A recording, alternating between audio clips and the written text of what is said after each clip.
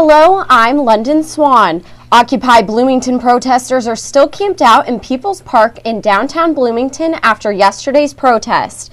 As WTIU's Gretchen Frazee reports, they say they aren't planning to leave anytime soon. Tents and posters fill People's Park, where Occupy Bloomington protesters are creating a temporary home where they eat, sleep, and of course, protest. Occupy participant Justinian Dispenza says all the protesters have different goals, but they're united in their belief that the U.S. and Bloomington need to be rid of corruption. People are bringing their own passions and powers into the movement. Something that's sort of been circulating is that it's not one big, it's a million littles, and a million pennies can still buy you a lot of cool things. And maybe buy us or maybe grant us the change that we need. Bloomington protesters consider themselves to be a part of the larger movement that first started with Occupy Wall Street in New York.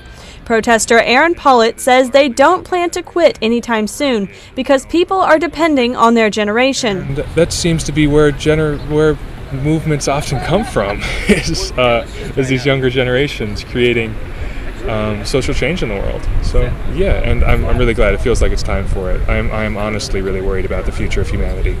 Local restaurants and residents have been donating food and blankets to the protesters. We have a wish list. People have been asking what we need, and so it's been awesome. People have been really supportive. Police visited the camp last night to warn the protesters about a noise complaint, but protest organizers say there have been no other confrontations with local authorities. For WTIU News, I'm Gretchen Frazee. Early voting for next month's election begins this week. Monroe County expects half of the county's voters will opt to cast their votes early. Demolition crews began tearing down the Winona Memorial Hospital in Indianapolis on Monday. The Children's Museum of Indianapolis is now working with the city of Indianapolis to redevelop the property.